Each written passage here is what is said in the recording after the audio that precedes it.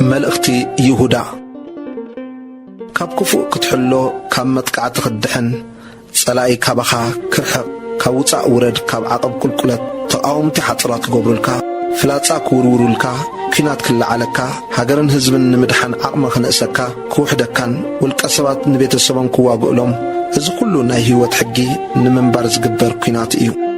ብኩሉ ዓቕምና ንከላኸል እቲ ክቡርን ብሉጽን ዝኾነ ንዓና ንምግባር እዚ ኩሉ ካብቲ ጋህድን ሓሳባውን ዝኾነ መጥቃዕቲ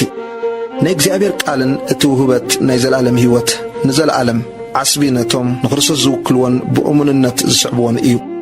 ብዙሓት አንጻር እግዚአብሔርን ሰዓብቱን ኮይኖም ይነብሩን ይመላለሱን እዮም አንጻር ናይ እግዚአብሔር ሓቂ ድሌታቶም ከይተጣራጠሩ كنعنن كنطفئن إيو بهاقم نگر گن نا እግዚአብሔር حقي گنا نقدمت يدفئ بتم بأمنነት ህይወቶም ንወድ አምላኽ ዝሃቡ ተጸይሩ ተሐልዩን እዩ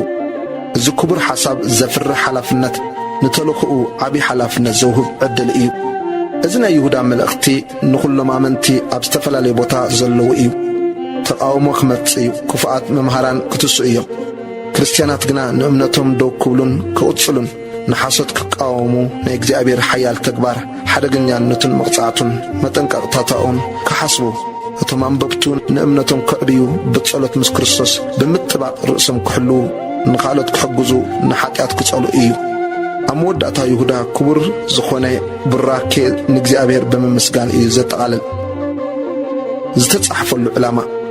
ቤተክርስቲያን ኩሉ ግዜ ንቕሕቲ ክትከውን ንምትሕስሳብን በእምነት ክትብርትዕን መናፍቅነት ክትቃወምን እዩ እቲ ቀንዲ ቃል ኣብ መልእኽቲ ይሁዳ ኣቱም ፍቕራተይ ብዛዕባ ሕብረት ምድሓንና ብኩሉ ቅንዓት ክጽሕፈልኩም ምስ ደለኹ በታ ሓንሳእ ንቅዱሳት እተዋሃበት እምነት ክትጋደሉ ጽሒፈ ክመኽረኩም ናይ ግዲ ኾነኒ ንናይ እግዚአብሔር ቃል ክንደይ ዝኣክል ዋጋ ትህቦ ሕብረት ቤተ ክርስቲያን ንክርስቶስ ኢየሱስ ብምእዛዝ ብዙሓት ሓሰውቲ መምሃራን እቲ ክርስቶስ ንጉስ ዝኾነ ህይወት ከዕንውዎ ይጽበዩ እዮም እሙንነት ናይ እግዚአብሔር ቃል ሕብረት ወይ ሓድነት ኣካል ክርስቶስን ንምርዳእ መልእኽቲ ይሁዳ አንብቦ በእምነትካ ጸኒዕካ ደውበል ንናይ እግዚአብሔር ሓቂ ብኩሉ ዓይነት ዋጋ ብምኽፋል ደውበል ዓስብኻ ኣዝዩ ብዙሕ ክኸውን እዩ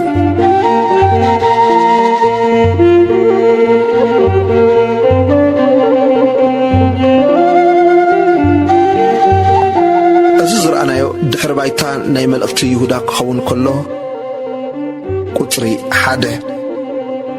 ይሁዳ ባርያ ኢየሱስ ክርስቶስን ሓዊ ያዕቆብን ናብቶም ጽዋዓት ብእግዚአብሔር አቦና ፍቕራትን ንኢየሱስ ክርስቶስ እተሓለውን ምሕረትን ሰላምን ፍቕርን ይብዛሕኩም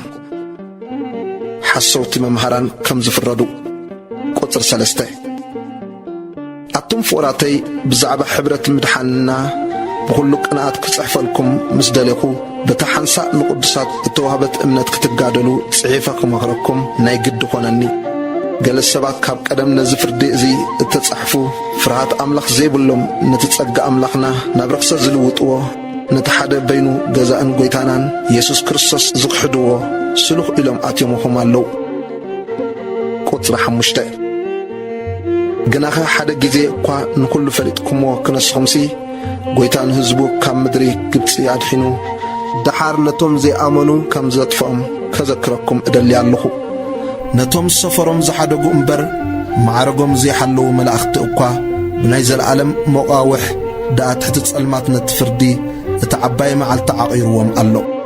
ከምኡውን ሶዶምን ጉመራን እተን ኣብ ከባቢአን ዝነበራ ከተማታትን ከመታቶም ብመገዶም ዘመንዘራ ደድሕሪ ስጋ ጓናውን ዝሰዓባ በቲ ዝወረደን ቅጽዓት ናይ ዘለዓለም ሓዊ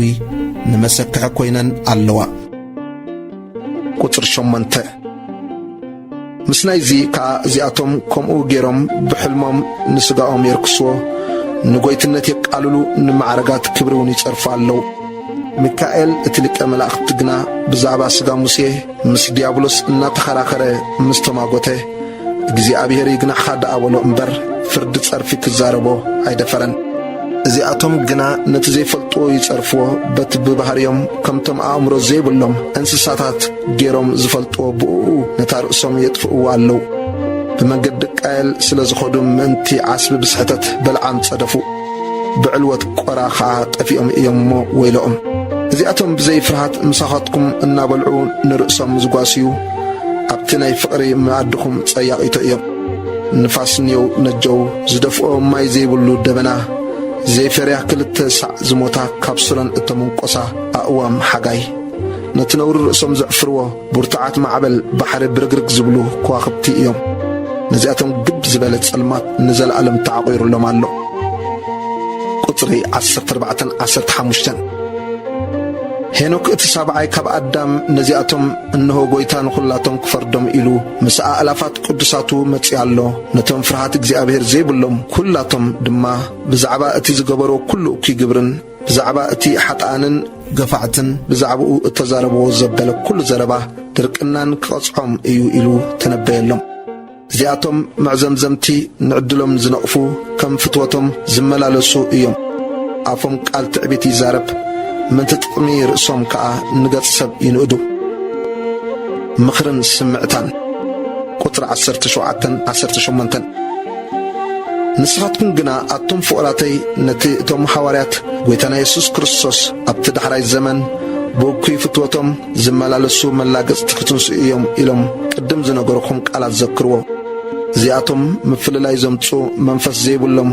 ስጋውያን እዮም ንስኻትኩም ግና ኣቶም ፍቕራተይ በታ ካብ ኩሉ እተቐደሰት እምነትኩም ንርእስኹም እናሃነጽኩም ብመንፈስ ቅዱስውን እናጸለኹም ነቲ ናብ ሕይወት ዘለዓለም ዘብጽሕ ምሕረት ጐይታና ኢየሱስ ክርስቶስ እናተጸበኹምሲ ንርእስኹም ብፍቕሪ ኣምላኽ ሓልውዋ ንገሊኦም ነቶም ዝጠራጠሩ ኣረድእዎም ንገሊኦም ካብ ሓዊ መንጢልኩም ኣናግፍዎም ንገሊኦም ድማ ነቲ ብስጋ ዝረኸሰ ክዳን እኳ እናጸላእኹም ብፍርሃት ደንግጽሎም ቁጽሪ 24 ነቲ ካብ ውድቀት ዘበለ ክሕልወኩም ብሓጐስውን ብዘይነውሪ ኣብ ቅድሚ ክብሩ ከቆመኩም ዝከኣሎ ነቲ ብኢየሱስ ክርስቶስ ጐይታና በይኑ መድሓኒና ዝኾነ ኣምላኽ ቅድሚ ኩሉ ዘመናትን ሕጅን ንኩሉ ዘለዓለምን ክብሪ ግርማ ሓይሊ ስልጣን ይኹኖ ኣሜን